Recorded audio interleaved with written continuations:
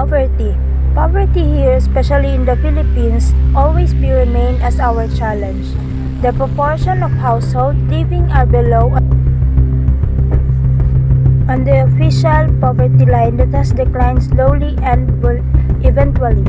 Economic growth has gone through and from recent episode of moderate economic expansion, wherein those have great inequality across income for all sectors, as well as population growth are considered for the factors of constraining poverty reduction efforts. So from the word by itself that the Philippines are always be remain as challenged, there are some causes why the poverty are being continuously strive for the people living. We have number 1, high level of population growth. Number 2, high inflation during crisis period. Number 3, failure to fully develop the agriculture sector. Number 4, low growth of poverty reduction. Number 5, high persistent level of inequality, income and assets, which dampen of poverty impacts of economic expansion. And as it based from the comprehensive report, the causes of poverty and ways to accelerate poverty reduction and achieve more inclusive growth for the short term, there is a need to like what I said, to enhance the government poverty reduction strategy and involve key sectors for a collective and coordinated response to the problem. Unemployment and underemployment. Unemployment and underemployment are one of the biggest problems in the Philippines. Most important are the key indicators of the weakness of the economy. Today, there are around 4 million workers are unemployed and other 5 million are underemployed. The social cause of this mass unemployment range income losses to severe social physiological problems, resulting from a job and feeling insecure about the future. Overall causes, it massive social efficiency. In instance, there are 12% of labor force are unemployed and there are 17% of those people who 17% of unemployed. The Philippines suffer from widespread corruption. Means of corruption include graffiti, bribery, embezzlement, backdoor, deals, nepotism, and patronage.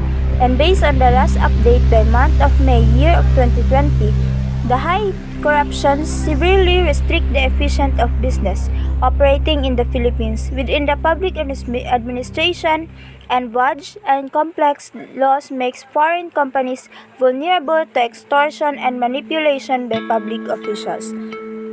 Corruption plugs the customs administration and fraud timely occurs for companies when filing import and export documentations. The Anti-Graft and Corrupt Practices Act criminalize active and passive bribery, extortion, abuse of office and conflicts, of interest. Corruption, regulations, and private sector bribery is not criminalized. The legislative framework of fighting corruption is scattered and it's not effectively enforced by the weak of non-cooperative law enforcement agencies.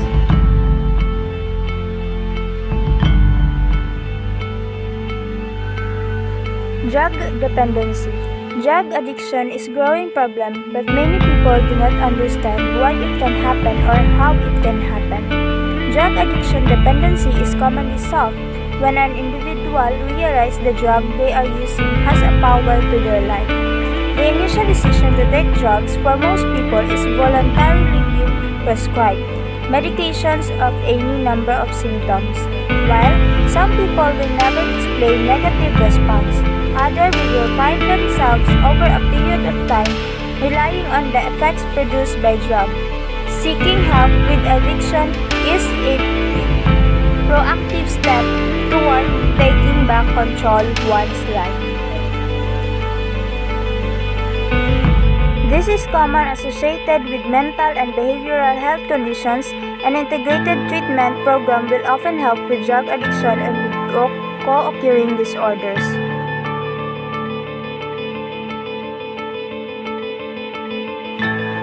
Crime.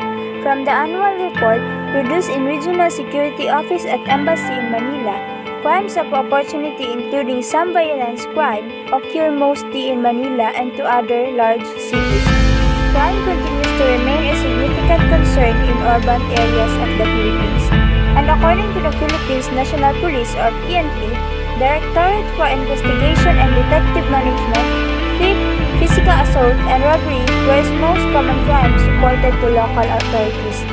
Other common crime included pickpocketing, confidence schemes, and credit card fraud.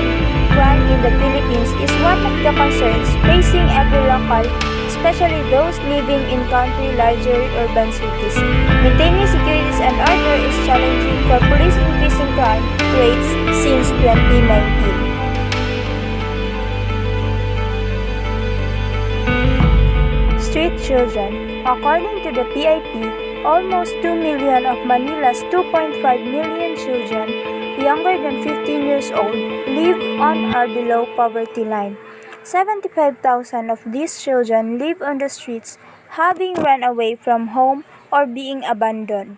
They beg, steal, scavenge for food and sell newspapers, cigarettes, and leaves. And others say there are 20,000 of other street children prostitute themselves. Effort must be made to protect the rights of children and provide them with an environment conducive to their growth and development.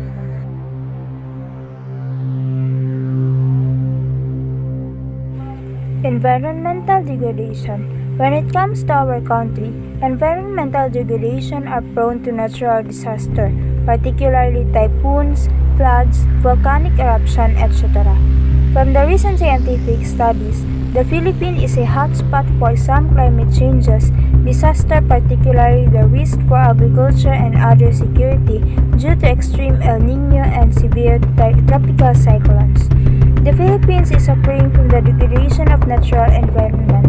It has 50 major rivers and now polluted due to abuse and neglect. Approximately 2/3 of the country's original mangroves has been lost.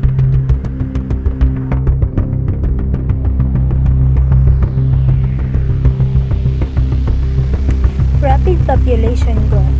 The Philippines is also among the world's fastest urbanizing countries, and overcrowded cities present their own challenges. The concentration of economic development in relatively few urban areas and rapid population growth throughout the countries are other factors contributing to urban sprawl. Compared in the region, the Philippines is experiencing rapid population growth. The rate of natural increase, the birth rate minus the death rate, is 2.2% compared with 0.8% in Thailand, 1.9% Singapore, likewise in Malaysia.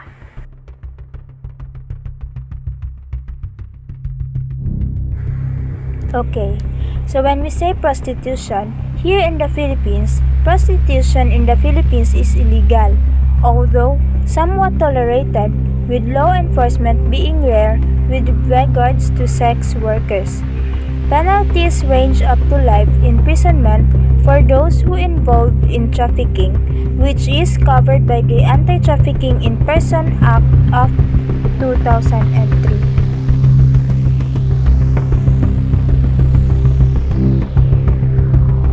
So now we are done with the common social problems in the Philippines. So let me repeat the social problems in the Philippines. We have the corruption, unemployment and underemployment, drug, crime, street children, environmental degradation, rapid population growth, and prostitution.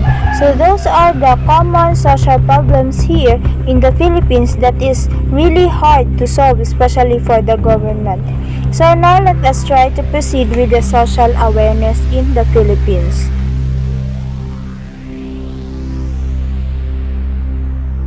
So here we are now in the social awareness, but before we proceed to the two examples of social awareness, let me present to you from the presentation itself, let me present to you what is social awareness all about. So let us try to watch the video for us to understand what is social awareness is all about.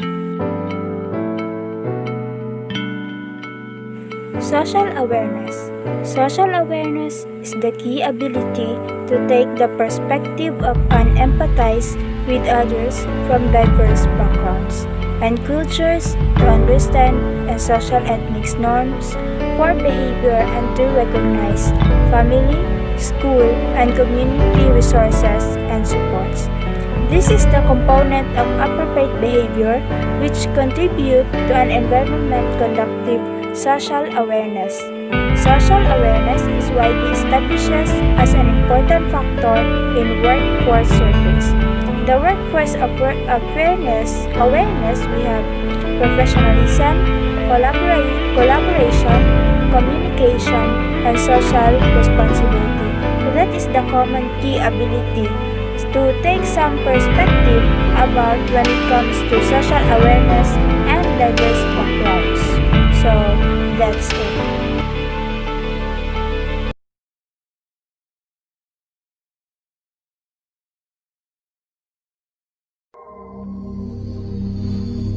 Anti-bullying. Anti-Bullying Republic Act Number 10627, an act requiring all elementary and secondary school to adopt policies, prevent and address the acts of bullying in their constitution. Section 2 Acts of Bullying shall refer to any severe or repeated use by one or more students of written, verbal, or electronic expression, or a physical act or gestures or any combination thereof, directed at another student that has the effect of actually causing or placing reasonable fear of physical, emotional harm or damage to his property, creating a hostile environment at school for the other students, infringing on the rights of the other students at school, or materially substantially disrupted the education process or the orderly operation of a school. According to the considerated report of Department of Education, bullying cases on elementary and high school of both private and public school, there are 21% or a total of 6,363 cases. The rise of reported bullying cases is a consequence of the reporting requirement of the law. Bullying cases is rampant, however, it remained underreported prior to the Anti-Bullying Act.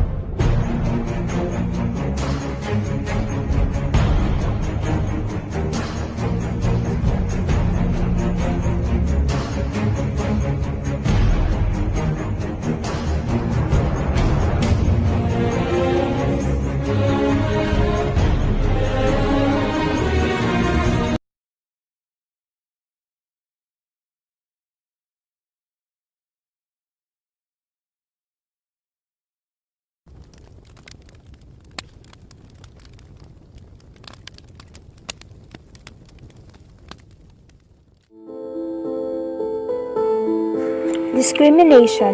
Discrimination, especially for the human right perspective. Declaration of the importance of human rights equally and non-discrimination for development. The Millennium Development Goals of MDGs largely bypass the key principles, the fundamental human rights, guarantees of equality, and justification. That said, there is growing body of evidence that human right-based approach guarantees in particular can lead more sustainable and development results. The post framework should be grounded in fundamental guarantee of equality and non-discrimination. This may require legislative or administrative reform to repeal discriminatory provision and practices by the government or even in the private sectors to a challenge allocation or educational measures. And by the way, I do have a favor. Please do not skip this video. Please watch it until the end so that we will know what is the difference between the social anti-discrimination, what is the social anti-bullying. So, I'm favoring to you that please do not skip this video and watch it until the end. So, by the way, my name is Wendy from BED1 and this is my video documentary analysis. Once again, thank you and may God bless us all.